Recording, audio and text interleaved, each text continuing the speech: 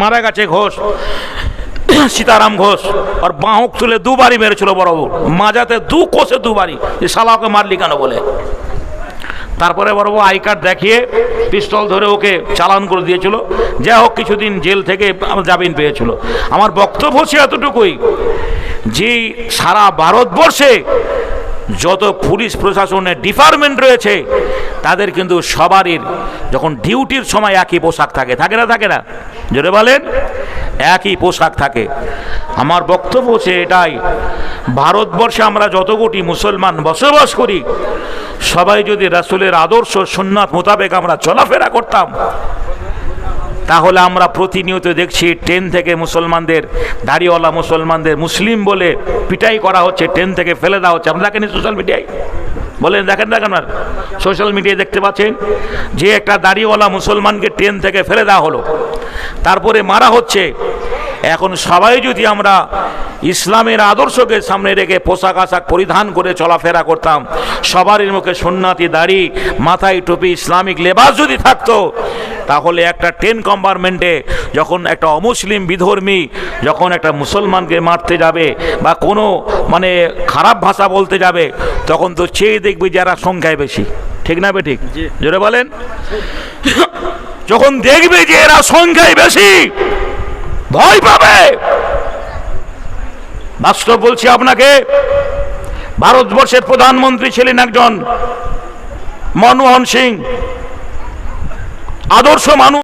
আল্লাহর নবী যখন সবাই মাটি দিয়ে চলে যাবে, আপনি আমার কবরে নেবে, আপনার পবিত্র দুটো একটু আমার জন্য যে কবরের পাশে অপেক্ষা করবে।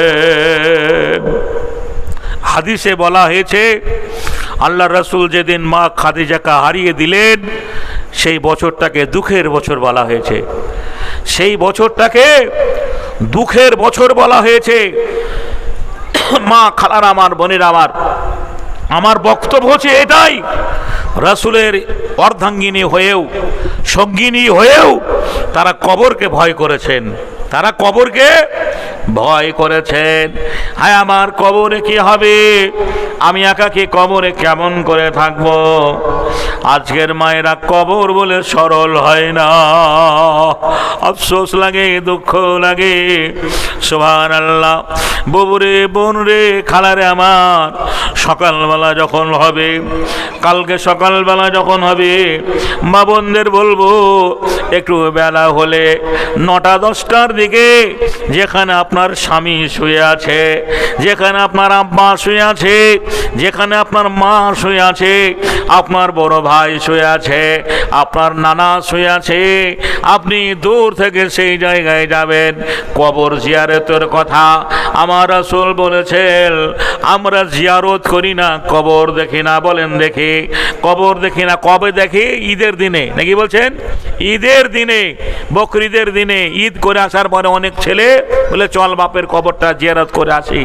কিন্তু একটা জীবিত মানুষ সপ্তাহে প্রতি বৃহস্পতিবারে রাতে, জি শুক্রবারে যদি কবর জিয়ারত করে, কবর দেখে, তাহলে তার দ্বারা কোনো অন্যায় হতে পারে না, তার দ্বারা কোনো অন্যায় হতে পারে না।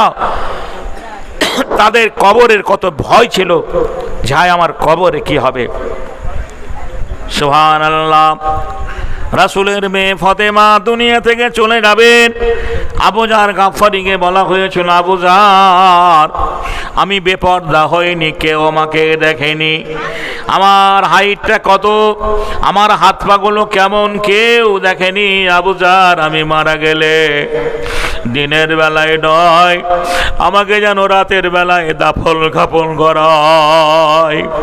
আবু জার গাফফারি কবর করতে গিয়ে গাঁইতি মেরে, শাবল মেরে কবরকে বলে, কবর তুমি সাবধান হয়ে যাও, তোমার মধ্যে যার লাশ রাখা হবে ইনি হচ্ছেন ফাতেমা। কবরের সারা নেই। কবর বলছে, আবু জার তুমি কবর, আবু জার বলছে, কবর তুমি সাবধান হয়ে যাও, তোমার মধ্যে যাকে রাখা হবে ইনি জগৎ গুরু মুহাম্মদুর রাসূলুল্লাহ, আখেরি পয়গম্বর, দুজাহানের নবীর মেয়ে ফতেমা। কবরের পুরো যেন কোনো বেয়াদবি না হয়, কবরের সারা নেই। বলছে কবর তুমি সাবধান হয়ে যাও, তোমার মধ্যে যাকে রাখা হবে ইনি শেরে খোদা আলীর স্ত্রী, হাসান হোসাইনের জননী, কারবালার মাঠে এজিদের হাতে শহীদ হয়ে যাওয়া হাসানের জননী কবর। তুমি এর উপরে কোনো বেয়াদবি করো না। কবর বলেছিল আমি একার ঘর, নীরব নগরের ঘর, সাপ বিচ্ছুর ঘর, পোকা মাকড়ের ঘর, যেটা আরবি ভাষায় বলা হয়েছে সেটা আপনাকে বাংলায় বলছি। আমি একার ঘর, নীরব নগরের ঘর, আমার কাছে সাথী নেই, সঙ্গী নেই। ফাদখুলি ইবাদি অদখুলি জান্নাতি, যারা ইবাদত করেছে তারা জান্নাত পাবে। বংশের আভিজাত্য দেখিয়ে, বংশের গৌরব দেখিয়ে কেউ আমার কাছে পরিত্রাণ নাজাত পাবে না। মাখারার আমার কি আমল আছে আপনার? কোন আমলের ডকুমেন্টস, কোন ডকুমেন্টসের অশিলায়, কোন আমলের অশিলায় আপনি কবরে পরিত্রাণ পেয়ে যাবেন? নবীর মেয়ে হয়েও যারা কবরকে এইভাবে ভয় করেছেন, আর আমরা কবরকে কিছু মনেই করি না। সুবহানাল্লাহ। এ কবর বয়ে যান কেঁপে মরে, কেন তুই ডাকিস আয় আই মোর খেলার ঘরে। তোর বাঁধনে যে বাঁধা পরে, গেল সে আর এলো না ফিরে। রাতের অন্ধকারে আপনার গ্রামের একটা ছেলেকে সাগরদিঘি আপনার থানার বড়বাবু যদি ধরে নিয়ে যায়, এমএলএ এমপিরা ফোন করলে সকালবেলায় ছাড়তে বাধ্য, নাকি বলছেন? বাধ্য। কিন্তু মালিকুল মউত যাকে ধরে নিয়ে যায়, তাম ভারতের এমপিরা যদি ফোন করে আজরাইল ছেড়ে দাও, জোরে বলেন দেবে? আজরাইল ছেড়ে দাও, ও আমার লোক, আমার ঝান্ডা ধরে বেড়ায়, আমার মিটিং মিছিলে থাকে, ছাড়বে? ছাড়বে না। এবারের মতো ফিরে যায় আজরাইল, এবারের মতো ফিরে যায় আজরাইল, মিনতি করিয়া কয় তোমার রে, আসমান জমিন চেহারা তোমার, আজাবের ডান্ডা হাতেতে তোমার, ভয়ে কাঁপিছে মৌতের ডরে রে। মা জননী কাঁদিবেন জমিনে লুটাইয়া, বাপ কাঁদিবে তোর খাটলে ধরিয়া, দুই পা ধরিবেন ভাই দরদে রে। স্ত্রী কাঁদিবে সালাসা নয়নে, ছেলে মেয়ে কাঁদিবে চক্ষু ঝরাইয়া, আমি কেমন থাকিব অন্ধকার কবরে রে। সেদিন যদি আপনার আব্বা জানের জন্য, আপনার মায়ের জন্য, বাপের জন্য অঝর নয়নে হাওমাও করে কান্না করেন, কখনো কোনো দিন আজরাইল ফিরে যাবে না। মরতে সবাইকে হবে। আমার ছেলের জন্য একটু দোয়া করে দিন। মরতে সবাইকে হবে, মরণের হাত থেকে কেউ রেহাই পায়নি, পাবে না। আমার বক্তব্যের বিষয় হচ্ছে মরণ, আমার অন্য বিষয় নয়। আজকে বিষয়বস্তু মরণ। সুবহানাল্লাহ। আমরা মরণকে স্মরণ করি না, মরণকে ইয়াদ করি না, মরণকে খেয়াল করি না। আমরা ভাবি না আমার নানা ছিল, আমার নানি ছিল, তার আজ কেন নেই? আমার দাদা ছিল, দাদি ছিল, আজ কেন নেই? আমার বড় ভাই ছিল, কেন নেই? আমার আব্বা ছিল, কেন নেই? আমার মা ছিল, কেন নেই? আমার যুবক ছেলেটা মারা গেল, কেন নেই? সুবহানাল্লাহ। এমনি করে করে সবাইকে একদিন আমাদের চলে যেতে হবে, মরতে হবে। আল্লাহ রাব্বুল আলামিন মরার আগে কিভাবে মরতে হবে এটাও বলে দিয়েছেন। কিভাবে বাবু, কিভাবে মরতে হবে এটাও আল্লাহ বলে দিয়েছেন। কিভাবে মরতে হবে আল্লাহ কোরআনে বলছেন কি, ইয়া আইয়ুহাল্লাযীনা আমানুত্তাকুল্লাহা হাক্কা তুকাতিহি ওয়া লা তামুতুন্না ইল্লা ওয়া আনতুম মুসলিমুন। তোমরা যারা ঈমান এনেছো আমাকে ভয় করার মতো ভয় করো, আর মরিও না মুসলমান অবস্থায় না থাকা পর্যন্ত।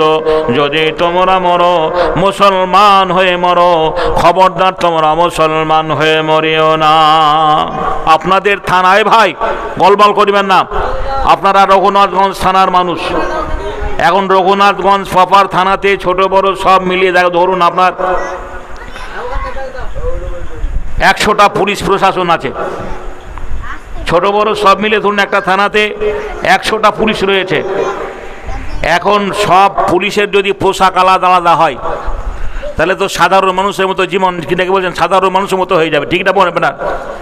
কে তার ক্ষমতা দেখবে? বাস্তব বলছি, আমাদের ছামগ্রামের একটা ঘোষ চায়ের দোকানে বসেছিল, আর আমাদের সাগরদী থানা বড়বাবু সিভিল ড্রেসে এই পিডিসিএলের লোহা চোর যারা, তাদেরকে ধরার জন্য মানে চায়ের দোকানে বসেছিল।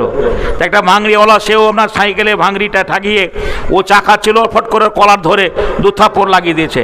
এখন সিভিল ড্রেসে ছিল, সাদা পোশাকে ছিল, ওই ঘোষ মারা গেছে ঘোষ, সীতারাম ঘোষ। আর বাঁহুক তুলে 2 বারই মেরেছিল বড়বাবু, মাজাতে 2 কোষে 2 বারই। এই শালাকে মারলি কেন বলে। তারপরে বড়বাবু আই কার্ড দেখিয়ে পিস্তল ধরে ওকে চালান করে দিয়েছিল। যাই হোক, কিছুদিন জেল থেকে জামিন পেয়েছিল। আমার বক্তব্য হচ্ছে এতটুকুই, যে সারা ভারতবর্ষে যত পুলিশ প্রশাসনের ডিপার্টমেন্ট রয়েছে, তাদের কিন্তু সবারই যখন ডিউটির সময় একই পোশাক থাকে। থাকে না? জোরে বলেন, একই পোশাক থাকে।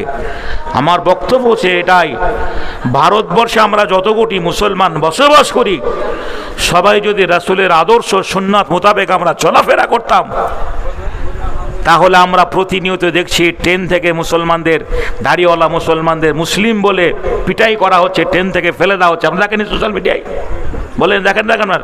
সোশ্যাল মিডিয়ায় দেখতে পাচ্ছেন যে একটা দাড়িওয়ালা মুসলমানকে ট্রেন থেকে ফেলে দেওয়া হলো, তারপরে মারা হচ্ছে।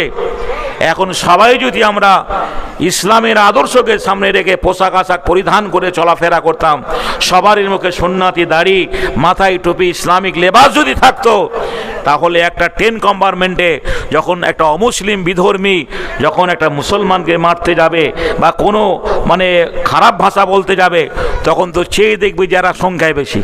ঠিক না বেঠিক? জোরে বলেন। যখন দেখবে যে এরা সংখ্যায় বেশি, ভয় পাবে। বাস্তব বলছি আপনাকে, ভারতবর্ষের প্রধানমন্ত্রী ছিলেন একজন মনমোহন সিং, আদর্শ মানুষ।